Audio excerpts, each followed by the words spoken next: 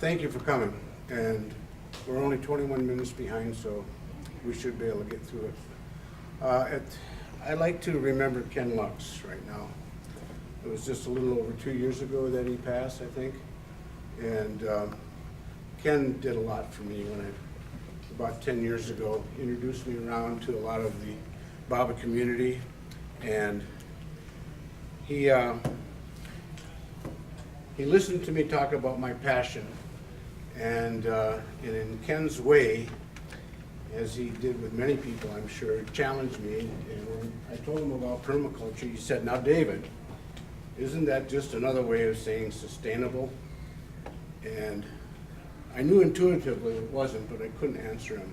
So this whole slide presentation was an outcome of Ken's challenge for me to explain the difference between sustainable agriculture and permaculture. And in one word, it is regenerative. Can you guys see the screen all right? I think you can, can't you? So permaculture is regenerative. It's not sustainable. We don't want to sustain what we have. What we have is degradation everywhere. So I'm going to start with some Baba words. I can't. And I'm going to read this. At present, the urgent problem facing humanity is to devise ways and means of eliminating competition, conflict, and rivalry in all the subtle and gross forms that they assume in the various spheres of life. The new humanity that emerges from the travail of the present struggle and suffering will not ignore science or its practical attainments. It is a mistake to look upon science as anti-spiritual. Science is a helper and hindrance to spirituality, according to the use of it is put. That's from the discourses. Continuing, Baba says, nature has never been, never will be, and never is at war with man. It seems as if she is at war with man because he violates her laws. No individual and no nation can break her laws with impunity. Which brings me to my first joke. Thank you, Tim, for this. I stole this from Tim. Never has been, never will be, and never is. Past, present, and future. So, the past and the present and the future walked into a bar. It was tense. Okay. This is from Marymount, when he had a gathering there. During his stay, Mara Baba gestured to the group in the guest house, "Now go out and see the view and try to love Baba through nature. This is all due to my love. This whole creation, this nature, all the beauty you see, all came out of me." The rest of it is not part of what I wanted to share. Now this is from Permaculture. No, this is Baba yet. Nature is much bigger than what a man can perceive through the ordinary senses of the body. The hidden aspects of nature consist of finer matter and forces that interpenetrate and exist together with the physical. There is no unbridgeable gulf separating the finer aspects of nature from its gross aspects. The finer aspects of nature are not perceptible to man, but they are nevertheless continuous with the gross aspects. They are not remote, and yet they are inaccessible to the consciousness that is functioning through the physical senses, which are not adapted for perceiving those finer aspects. Reincarnation and karma. Victor Schomburger was an Austrian forestist and naturist, and he said of nature, comprehend it and copy it. And that, in essence, is what permaculture is. Something from Baal. Scientific knowledge is used more and more to meet the demand of the world. More material than ever has to be produced. The demand, however, continues growing rapidly. The demand for more food, the demand for more comfort, the demand for more weapons of war, the demand for more of everything. To meet all these materialistic demands, the earth's soil is exploited. Chemical fertilizers are used instead of natural fertilizers. Vegetables and fruits are grafted with different species. Animals are crossbred. Numerous types of machines are produced. More electricity and nuclear energy are produced. The temperature of the atmosphere is increased. The climate is affected, and so eventually every stage of evolution, all the stones, metal, vegetation, insects, reptiles, fishes, birds, animals, even man is disturbed because of the outcome of these unnatural processes which are self-created. The unnatural sanskars. So, here's the problems. It just so happens that if we get rid of this particular problem, all the others will be taken care of. But we need to address them all together. So where do we start? Well, the good news is we don't have to start. It's already started. It's been going on for decades through permaculture. And let me show you. Now, this is the first talk. Oh, thanks.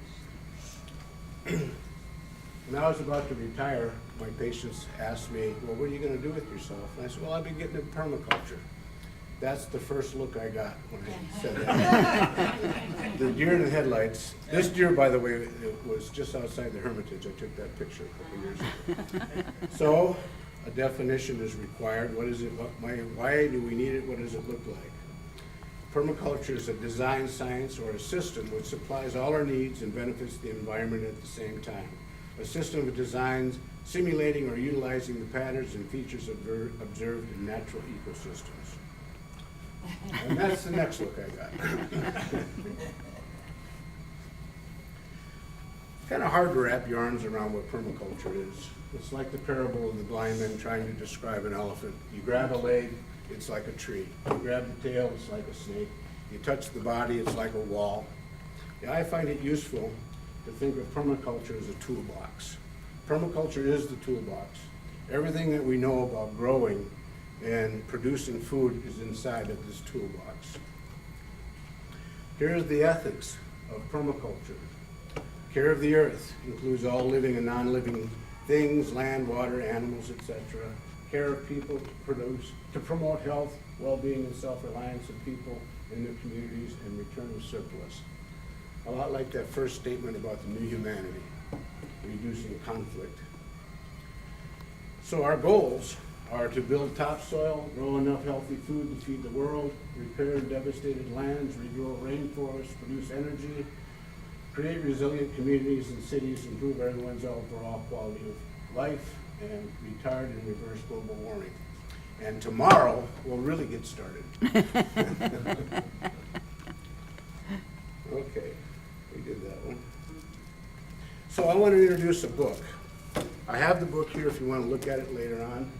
This is a real tome. I mean, it could be a college course for a semester in and of itself. Sahara Asia. So let me boil it down for you. I've got the table of contents here if you want to look at it later on. I'm not going to go into that right now. But in a nutshell, world behavior was studied over a 20-year period by ethnographic peoples, anthropologists, and they came up with 250 data points that they evaluated society. They evaluated 1,170 different separate societies, and then they took 60 different criteria to judge their social behavior. Now, the worse the social behavior, such as binding children's feet, circumcision, clitoral excision, all these bad things that happen in society, stoning a woman for having adultery, all those kind of things. The worse you are, the blacker your shaded area. So just notice where it is. I'm going to show you another graph. This is the dryness ratio of the world. And you notice that the darker is the deserts and the less dark shaded areas is less. And if you put those two graphs together, you come up with a behavior pattern that matches the dryness of the earth. Now, you can say, well, why is that? Well, that's not the purpose of the talk here. That's the whole semester. But just imagine if you're looking day to day for your next drop of water, your next morsel of food, you might become aggressive. You might want to attack the next tribe over who has some of that. And this, it's important to point out that prior to 4000 BC, these areas were not desert. For example, in the Sahara right here, this was a grasslands. And we know that because archaeologists have found the bones of the great megafauna, the elephants, giraffes, tigers, lions, oh my, all those things there. And if you go over to Cairo, over to the Giza Plateau right there where the Sphinx is, there's a weathering pattern on the Sphinx, and a geologist from Boston University, tenured PhD, took one look at it. He said, well, this is obviously erosion from rain. Now, it just so happens that the Sahara didn't have rain after 4000 BC, so we know, he said it could be thousands of years of rainfall that caused this. So we know that this desertification of this area goes way back. Now, whether it was caused by man or a natural cycle, I think it's a little bit of both. Agricultural practices by humans create deserts. Biggest example would be the Dust Bowl of the 20s and 30s. That was a savanna. The buffalo roamed. There were dozens of different kinds of grasses and forbs, and even in a drought situation, the grasses remained. The buffalo thrived. But as soon as we came in with our plows and created a monoculture of just wheat or oats, within a very short period of time, we created the Dust Bowl. So,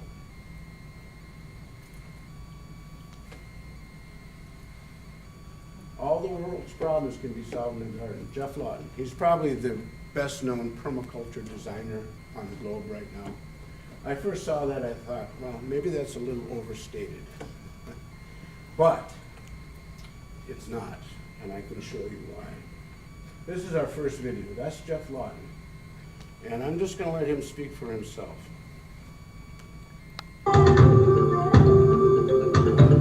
So we went and had a look and we thought, oh no, this is the end of the earth. This is like as hard as you can get. This is hyper arid, and it's 10 acres of almost dead flat, completely salted landscape, 400 meters below sea level, the lowest place on earth, 2 kilometers from the Dead Sea, right, to about 2 kilometers where Jesus was christened. We've hardly got any rainfall. We've got temperatures in August that go over 50 degrees. Everybody's farming under plastic over 100 degrees. Strips. Everybody's spray. Everybody's putting synthetic fertilizer on. Overgrows with goats, just like maggots eating the flesh off the bone, down to the bones of the country. Literally like maggots, giant maggots eating it to nothing. So we designed up a system that would harvest every single bit of rainwater that fell on it. On 10 acres, there's 1.5 kilometers of swale water harvesting ditch on contour, and when they're full, 1 million litres of water soak into the landscape, and they'll fill quite a few times over a winter. And then we heavily mulched those swales with organic matter, which was trash from organic fields nearby. We put that almost 1/2 metre deep, so we saved that and mulched our swales, which are about 2 metres wide and 1/2 metre deep on the trench. Then we put micro irrigation underneath the mulch. And then on the uphill side of the water harvesting trench, we put nitrogen fixing very hardy pioneer desert trees, which help shade and reduce wind evaporation, and also put nitrogen into the soil and structure the soil for us. And then on the lower side of the trench, we put fruit trees, majoring in date palms as the long-term overstory in the end. And then we put in figs, pomegranates, others, mulberries, now some citrus. Within 4 months we had figs 1 metre high with figs on, which is impossible. We've done a course, male and female course, trained up some locals, and we got a translator who's working for the project. He had his degree in agriculture in the Jordan University, and he got onto his mates and said in the agricultural department, well, you said we couldn't grow figs, we got figs growing and we got figs on them. You better come and test the soil, because no matter what you say, we're either growing in salty soil what we shouldn't be growing, or we've desalted the soil, and we'd like to know what we've done. They came in and the salt levels were dropping, so they became interested. The salt levels were dropping around the swales. They said you must have washed it through. See, normally put a huge amount of water on and wash the salt through to the lower levels, which just makes the groundwater more salty. In the end, you'll salt it 20 metres deep if you keep doing that, and then it will take 1,000 years to recover. And we used only 1/5 the amount of water. So the water, they thought we'd washed it all through. No, we'd used 1/5. That really got them. when they realised how much water we hadn't used. With the same amount of water normally used on that much area, we could have done 50 acres. Originally, people laughed at us because we didn't put straight lines in. We went on contour with these swales. They thought, why don't you put it so you've got a bulldozer, you can flatten the desert, you can straighten it. So we want to go on contour because we've got a longer edge and we harvest the water passively. Then we planted more non-fruited trees than we did fruit trees. So they laughed at us. Because we done productive things more than productive things. What's the point, you know? In soil that won't even grow anything, so, you know.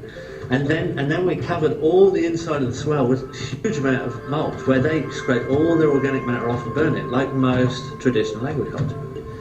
In the middle of winter, we got a funny email saying, we've got a problem. We've got mushrooms growing in the swale. Well, they called it fungus, but when we saw a photograph of it, it was mushrooms, because they'd never seen mushrooms, because they've never had that much humidity in living history in the soil. And when you open up the mulch, there's all these little animals there, you know, there's little insects, and the soil has come alive. And the fungi net that's underneath the mulch is putting off a waxy substance, which is repelling the salt away from the area. And the decomposition is locking the salt up. And the salt is not gone, it's become inert and insoluble. So we could regreen the Middle East. We could regreen any desert. And we could desalt it at the same time. And if we can do it on an insignificant, flat, little bit of 10 acres of flat desert, if you give us something with catchment, or a wadi, or, you know, canyon, or any of those erosion gullies, we can turn it right around completely. You can fix all the world's problems in a garden. You can solve them all in a garden. You can solve all your pollution problems and all your supply line needs in a garden. Now, most people actually today don't actually know that, and that makes most people very insecure.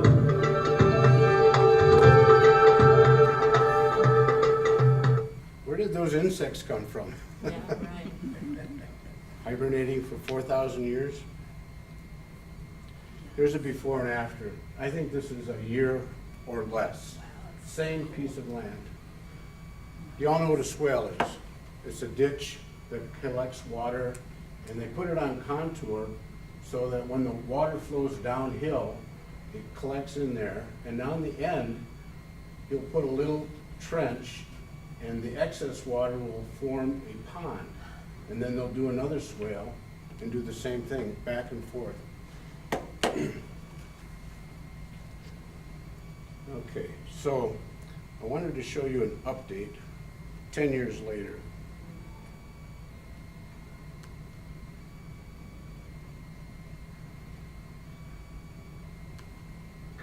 And I'm going to take you on a tour of our neighbour's property here at the Green in the Desert site in Jordan, Dead Sea Valley, 400 metres below sea level.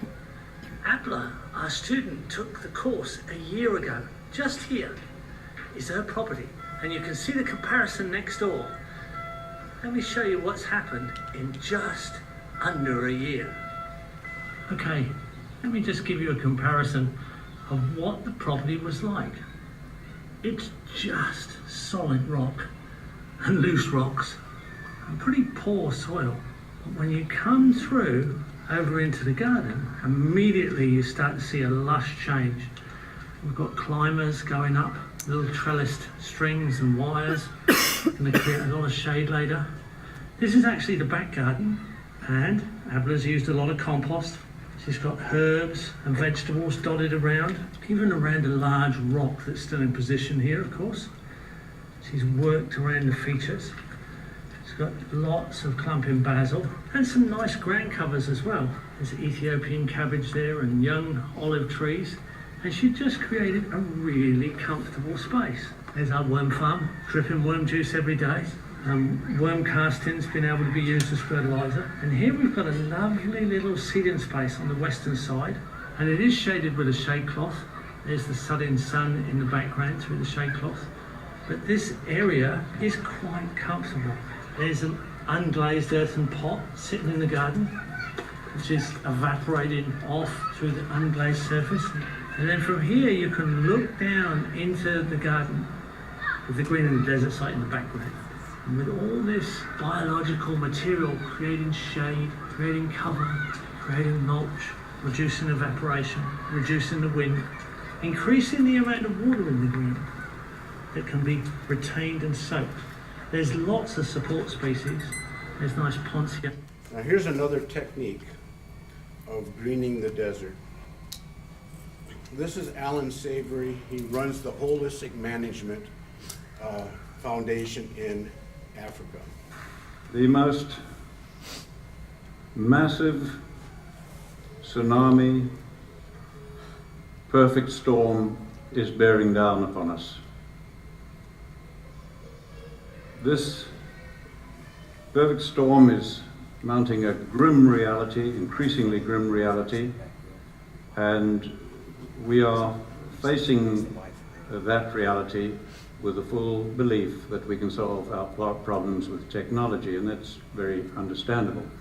Now, this perfect storm that we are facing is the result of our rising population, rising towards 10 billion people, land that is turning to desert, and of course, climate change. Now, there's no question about it at all. We will only solve the problem of replacing fossil fuels with technology. But fossil fuels, carbon, coal, and gas, are by no means the only thing that is causing climate change. Desertification is a fancy word for land that is turning to desert, and this happens only when we create too much bare ground. There's no other cause. And I intend to focus on most of the world's land that is turning to desert. But I have for you a very simple message that offers more hope than you can imagine. We have environments where humidity is guaranteed throughout the year. On those, it is almost impossible to create vast areas of bare ground, no matter what you do. Nature covers it up so quickly. And we have environments where we have months of humidity followed by months of dryness, and that is where desertification is occurring. Fortunately, with space technology now, we can look at it from space, and when we do, you can see the proportions fairly well. Generally, what you see in green is not desertifying, and what you see in brown is. And these are by far the greatest areas of the Earth. About 2/3, I would guess, of the world is desertifying. I took this picture in the Tihama Desert while 25 millimeters, that's an inch of rain, was falling. Think of it in terms of drums of water, each containing 200 liters. Over 1,000 drums of water fell on every hectare of that land that day. The next day, the land looked like this. Where had that water gone? Some of it ran off as flooding, but most of the water that soaked into the soil simply evaporated out again, exactly as it does in your garden if you leave the soil uncovered. Now, because the fate of water and carbon are tied to soil organic matter, when we damage soils, you give off carbon. Carbon goes back to the atmosphere. Now, we know that desertification is caused by livestock, mostly cattle, sheep, and goats, overgrazing the plants, okay, leaving the soil bare and giving off methane. Almost everybody knows this, from Nobel laureates to golf caddies, or was taught it, as I was. Well, I have news for you. We were once just as certain that the world was flat. We were wrong then, and we are wrong again. And no sooner did we remove the hunting, drum-beating people to protect the animals, then the land began to deteriorate, as you see in this park that we formed. Now, no livestock were involved, but suspecting that we had too many elephants, and over the following years, we shot 40,000 elephants to try to stop the damage. And it got worse, not better. When I came to the United States, I got a shock to find national parks like this one desertifying as badly as anything in Africa. And there'd been no livestock on this land for over 70 years. So I then began looking at all the research plots I could over the whole of the western United States where cattle had been removed to prove that it would stop desertification. But I found the opposite. What we had failed to understand was that these seasonal humidity environments of the world, the soil and the vegetation, developed with very large numbers of grazing animals. And that these grazing animals developed with ferocious pack hunting predators.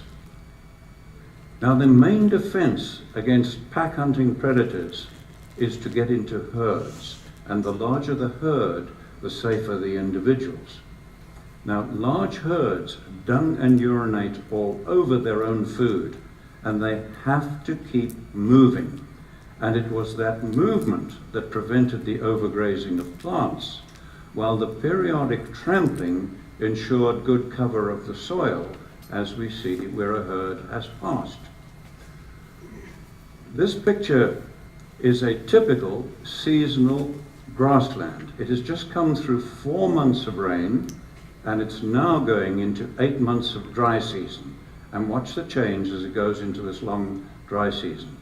Now, all of that grass you see above ground has to decay biologically before the next growing season. And if it doesn't, the grassland and the soil begin to die. Now, looking at this grassland of ours that has gone dry, what could we do to keep that healthy? And bear in mind, I'm talking of most of the world's land now. Okay? We cannot reduce animal numbers to rest it more without causing desertification and climate change. We cannot burn it without causing desertification and climate change. What are we going to do?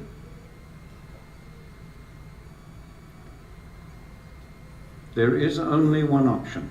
I repeat to you, only one option left to climatologists and scientists, and that is to do the unthinkable and to use livestock, bunched and moving, as a proxy for former herds and predators and mimic nature. There is no other alternative left to mankind. So let's do that. So on this bit of grassland, we'll do it, but just in the foreground. We'll impact it very heavily with cattle to mimic nature, and we've done so, and look at that. All of that grass is now covering the soil as dung, urine, and litter or mulch, as every one of the gardeners amongst you would understand, and that soil is ready to absorb and hold the rain, to store carbon, and to break down methane. And we did that without using fire to damage the soil, and the plants are free to grow. Today, we have young women like this one teaching villagers in Africa how to put their animals together into larger herds, plan their grazing to mimic nature. Let's look at some results. This is land close to land that we manage in Zimbabwe. It has just come through 4 months of very good rains, it got that year, and it's going into the long dry season. But as you can see, all of that rain, almost all of it, has evaporated from the soil surface. Their river is dry despite the rain just having ended, okay, and we have 150,000 people on almost permanent food aid. Now let's go to our land nearby on the same day with the same rainfall, and look at that. Our river is flowing and healthy and clean, it's fine. The production of grass, shrubs, trees, wildlife, everything is now more productive, and we have virtually no fear of dry years. And we did that by increasing the cattle and goats 400%, planning the grazing to mimic nature and integrate them with all the elephants, buffalo, giraffe, and other animals that we have. This land in Mexico was in terrible condition, and I've had to mark the hill because the change is so profound.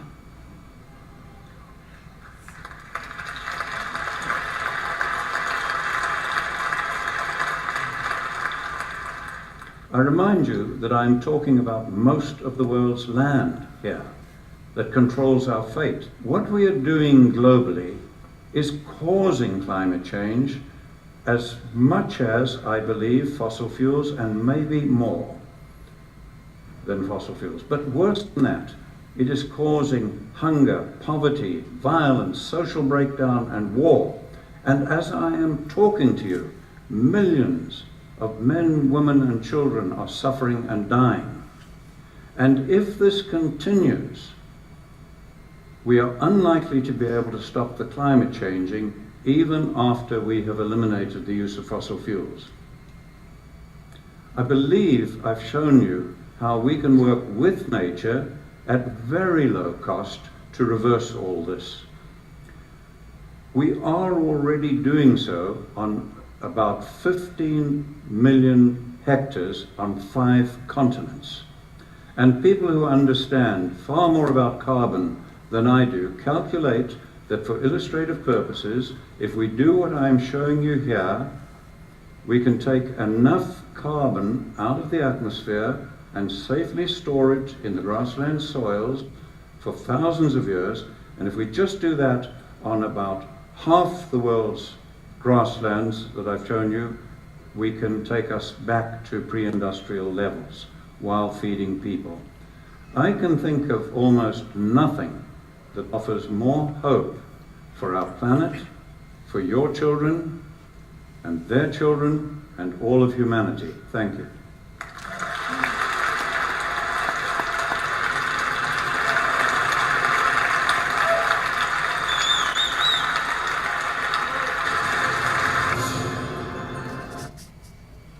Comprehend and copy. All the world's problems can be solved in a garden. This is a comparison. This is Alan Savory's Holistic Management Institute, and the property on the left is what they were managing, and there's private property on the right that nothing was done to. Pretty striking. Okay, the next one I want to show you is just a minute long. This is another desertification area, this one in China. It's the Loess Plateau. It's about the size of France. And this is what was done. This was done about 20 years ago. When I first filmed Mr. Ta Fu-Yuan and his colleagues back in 1995, I had no idea this initiative could achieve such dramatic results.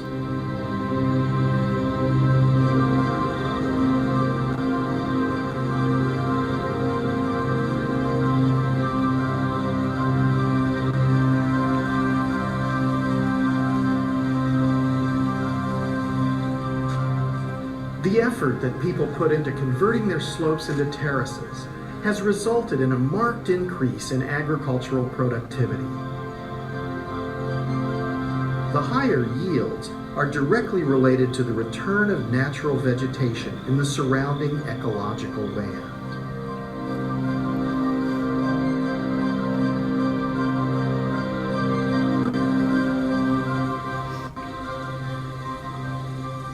Now when it rains, the water no longer runs straight off the slopes.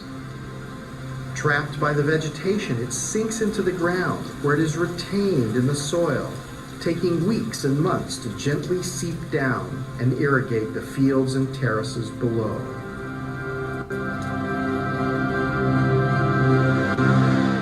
This next series right here is a permaculture class given in Australia. And I call this one How a Permaculturist Thinks. And he's going to walk you through a 5-acre property that they developed and the techniques they use, and you can see how it's a closed system and how it works. Property in its original form, originally just a 5-acre property, and then it got extended out to 148 acres and had it still has 48 dams and 6 kilometers of swales. And Dam is a pond. Very, very complex, broad landscape. But Bill started on a 5-acre block of land. And a very ordinary block of land. Ordinary in that it was just a straight rectangle, had a road on the bottom. This was the sun side, so in the southern hemisphere, north was down this way. So east is over here, and the sun would track around the property like this. So west over on this side, east over on this side. And when you look at the property in its original form, had a house, two-storey house, about a third of the way up the block, and a driveway that came straight in.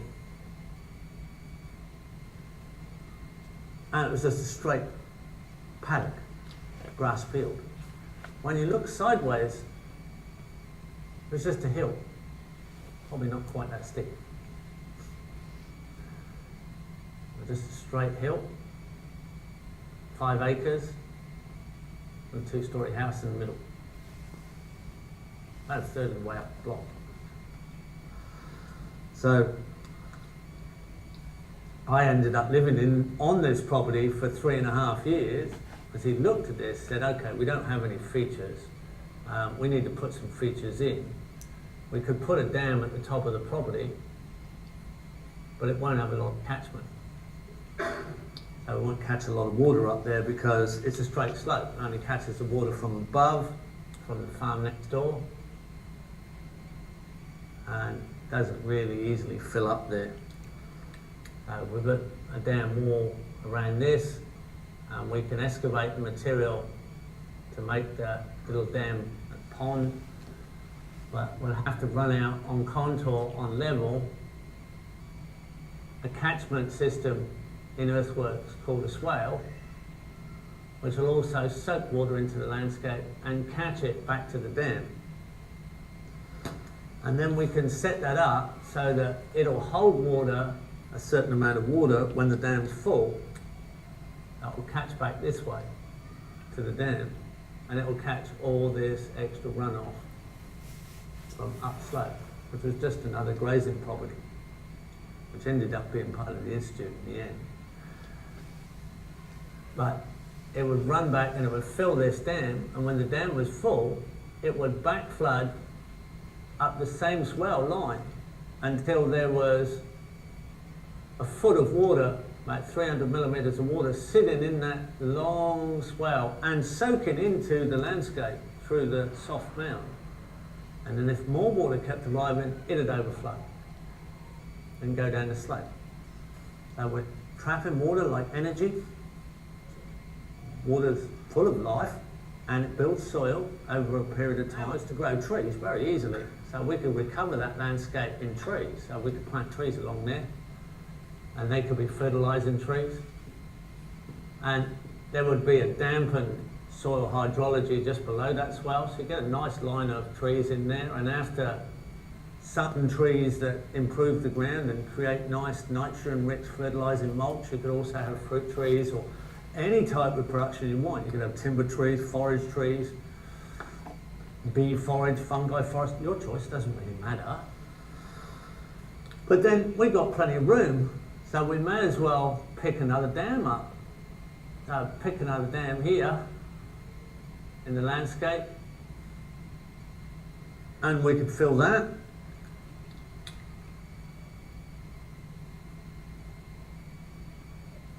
But also we need a swale along there. And we could repeat it in the other way, in the other direction. And we'll put a little level sill there too. Can this be connected And the same thing can happen. to We breaking get raw runoff between the dams. We get an overflow from that get- dam in large rains. oil? It's going in both directions. When it's full, it's overflowing, it's coming down this way. We've got another nice, stable, soil creating system, water and forest now. Diversity of trees, productive by our choice of elements. Now, there's still room. So there was room to put another dam in. Now we've got a house. And we really don't want the house to get too wet in the subsoil there, and we don't want any surface water. So we're actually going the other way now. We'll put earth bank up there. That's a hard earth bank. And if there's any surface water, it's displaced away from the house. And there was room to put in another pond. And it's getting bigger again. Now we can put another swale in, going across on contact, and we could take that underneath the driveway and come out the other side. When the water gets full in the dam, it backs up and goes over the overflow there next to the driveway. This allowed us to build one final dam. Quite a nice fish pond dam here. Rich in life, same height it overflowed here. And here it went underneath the road and sink off the property. But there's also this movement of water that we could, at any point in here, we could put in an animal system. We could put an animal system at the top if it was convenient. So we could put any type of animals, chickens, ducks, geese, mostly small animals on a small acreage. Animal system have manure. So we have a manure input. So now there's a natural flow, apart from everything else that animals might produce and functions they might perform, there's an animal manure flow downhill. And that then hits that swale and gets spread evenly like a manure tea, which builds extra fertility in the ground. It's only a certain amount, but it's an additive, it's an extra. So you then get better growth. That then spreads further down, that then spreads further down. So what you've got is a nutrient flow coming through the property, and it's not that it's a, don't think of it as an oversupply now. We're not pushing it towards a massive input. It's just a small input that increases life potential. It's a fertility input that will be taken up by the diversity of life, because you've got all these interactions. And that life diversity interaction input is absorbed by the system. You've got to sink. In the end, some of that manure nutrient, some of that life-rich potential, it's flowing off the property here. This is a sink. You can't ever trap it all.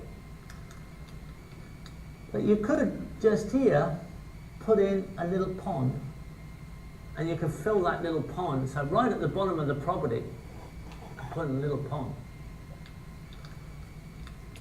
We've got our dams here, our dams here, a dam and swell here, and a dam and swell here, and a dam and swell here. We've got little water traps all the way through. A little water trap. Is he We've got showing soaking the a trap, treasure soaking a of trap, groundwater? soaking a trap. Yeah, he's showing you Soaking how to the traps catch the all the way groundwater. through. The We've got things that bands of are vegetation happening, for instance, with the Indian people. all the way down trying the to hill. We've protect still their got area in groundwater. between, but they're People, really the fertile farmers of because they've got a lot of forest They're not interaction. being able to, we don't have that. And right at the in our bottom- Government, Yeah, our government wants to, We've still got a sink. yeah. forget about this kind of But if we Yeah, just it's fill that up true. with gravel, They want to promote big business. Yeah. it's going to be damp because it's at But the bottom of the people are doing system. this And we anyway. plant it to reeds. I can't think of the word Reeds. for it, but that breaking of the rock, so that all that water A natural comes filter. poison. They're part of those shallow marine systems, those marshes, those shallow water systems, those shallow lakes and ponds and marshes.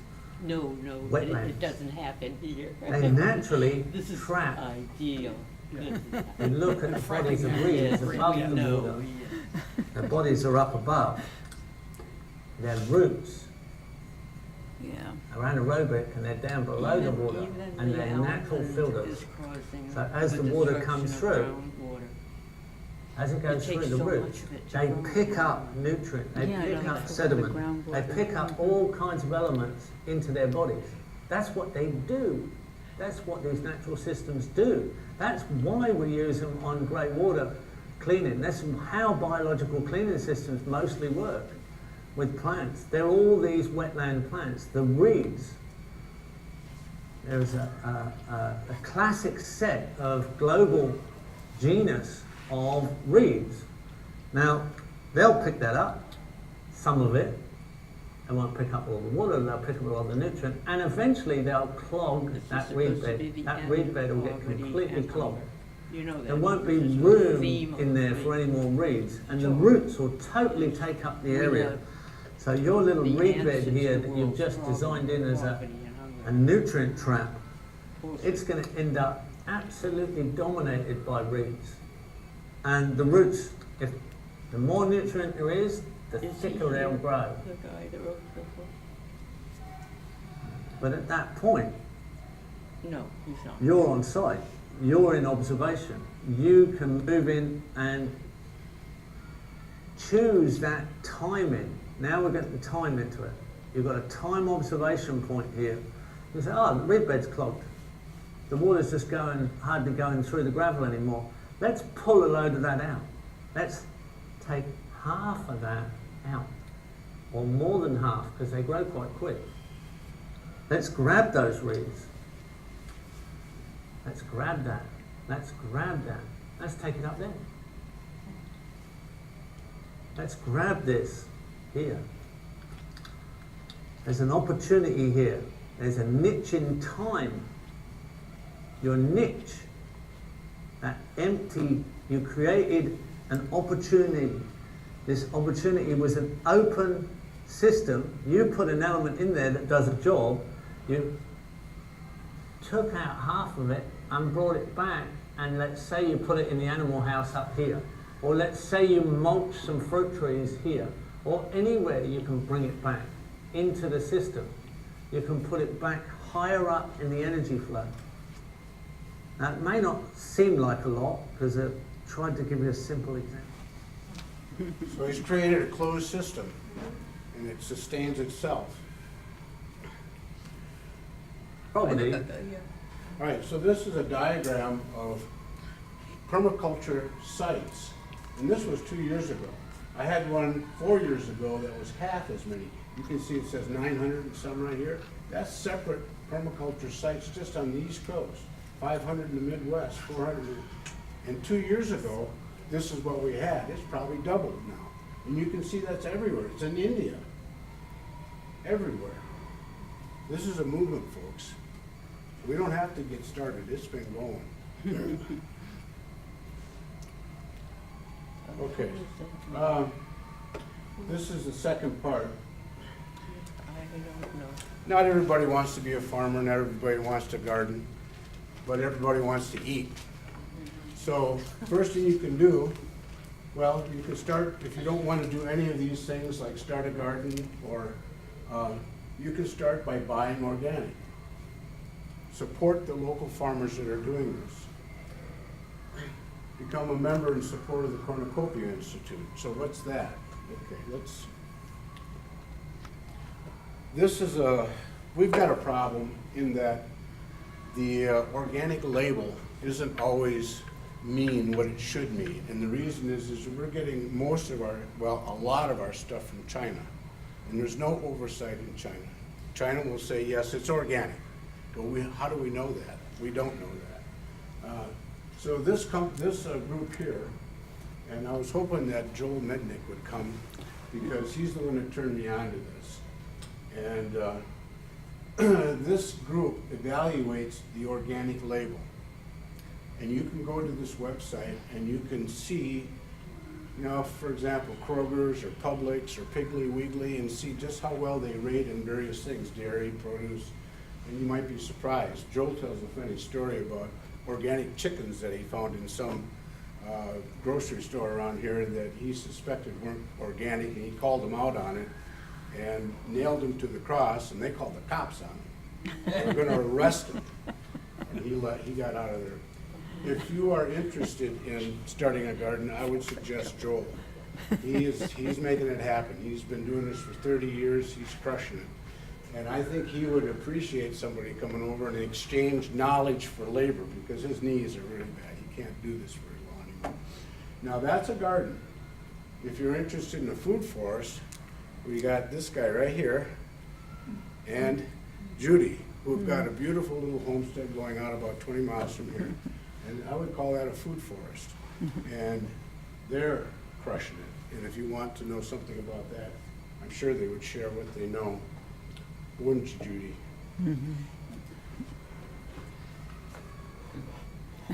Gardening is the most Ron defined. Finley is an urban gardener Plus you in get Los Angeles. strawberries. He takes abandoned properties and starts growing food on them, and he gives it away. He's doing it.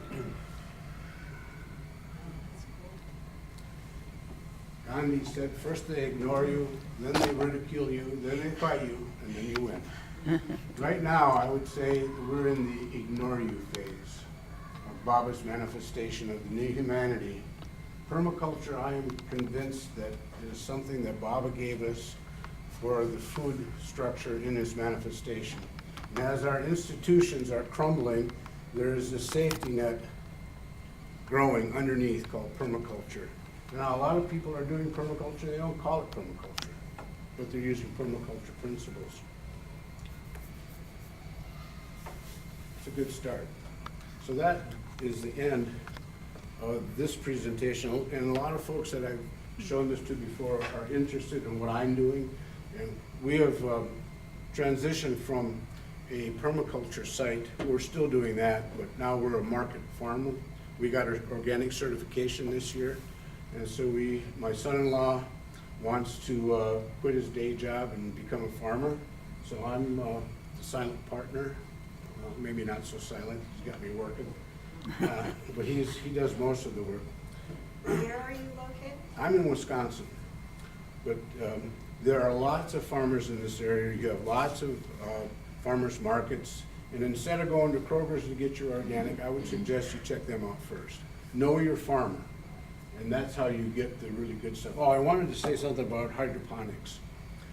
Hydroponics are vegetables grown in water, and there's a big debate going on now. Personally, I don't think they should be called organic, but the USDA has allowed them to be called organic. I don't think they should be called organic because you cannot intellectually figure out what nutrients you should put in water to simulate real soil. It's not organic. And I would say 50% of the tomatoes that you buy that are called organic in the store are hydroponic. So there's a problem there, and you can go to the Cornucopia Institute and they will help you figure that out. This is our farm, Free Life Farms. When I retired, I was living the free life, so we've talked about calling it the Fiery Free Life Farm. It was a little bit cumbersome. And I can tell you now that I've been farming for 2 years, it should be called the Complicated Free Life. This is our little layout. This is hard to see, but I'm just going to give you an oversight of what we're doing.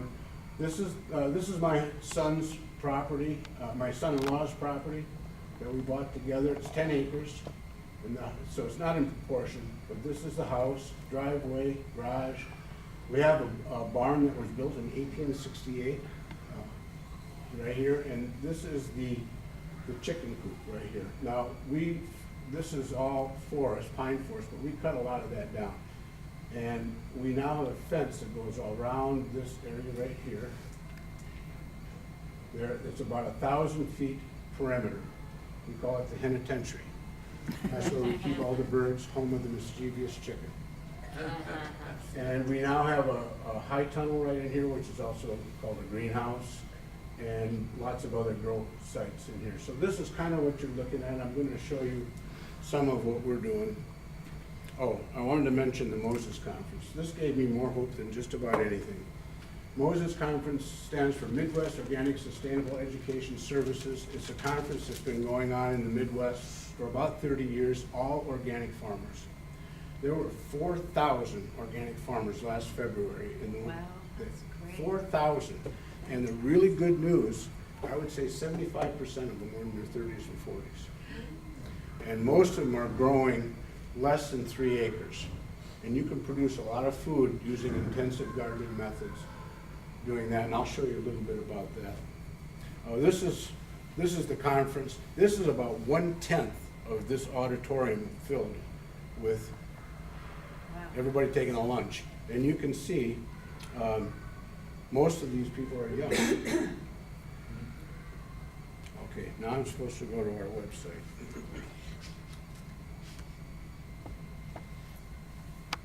just got this up and running. So this is our mission statement.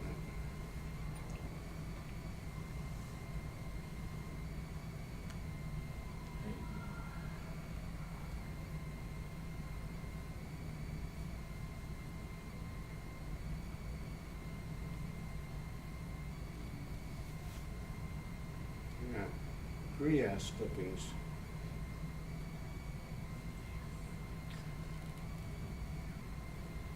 Okay, everybody likes pictures. We started off specializing in duck eggs because they're way more nutritious. The green one is green eggs and hammer. That's a egg from a Rouen duck. They lay green eggs.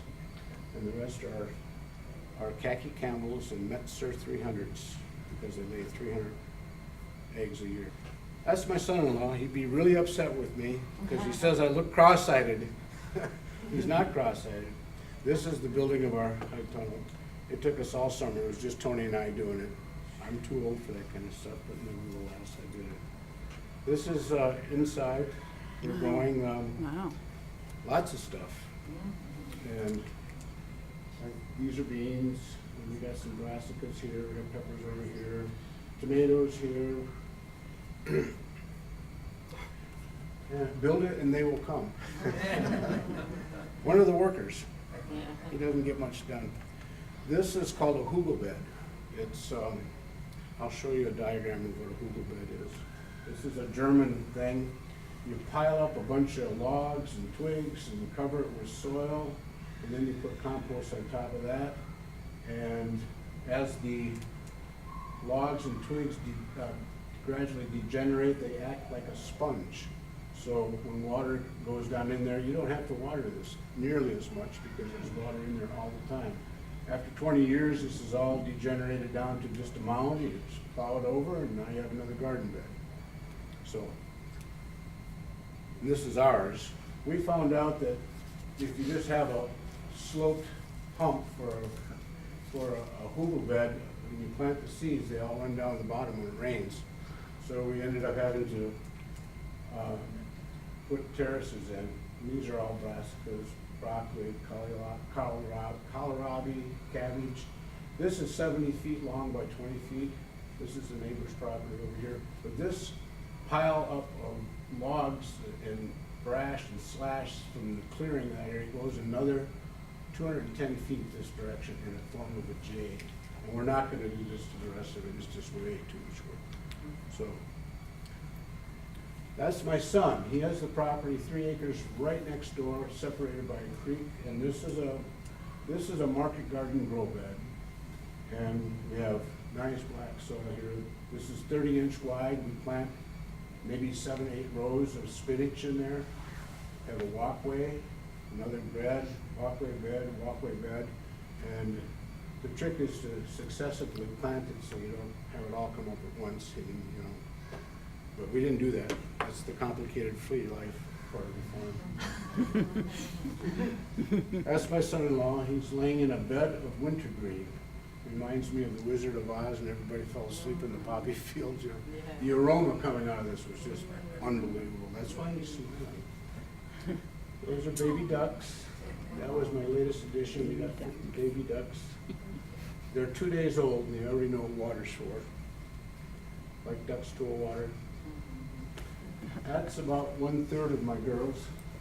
The brown ducks are called khaki Campbells.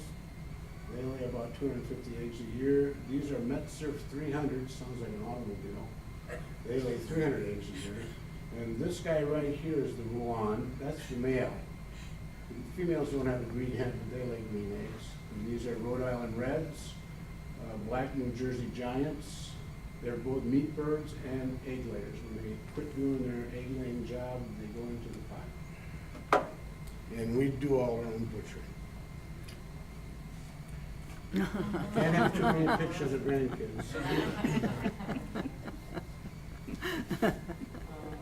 That's her brother Finley, and that's Rosalind. We try to get them to help as much as possible. There's some more. My girls have discovered the food. There's, this is our asparagus bed. We have 3 rows that are 50 feet long in here. And in the spring, we let the birds out, let them get out of the penitentiary, and they just go clean it all up for us. They eat all the weeds, and oh, they just go crazy. They love it out there. The problem is getting them back into the penitentiary. You just get a bucket of food and they'll follow you. Oops. This is, I'm making compost. This is 4 feet high, 8 feet across.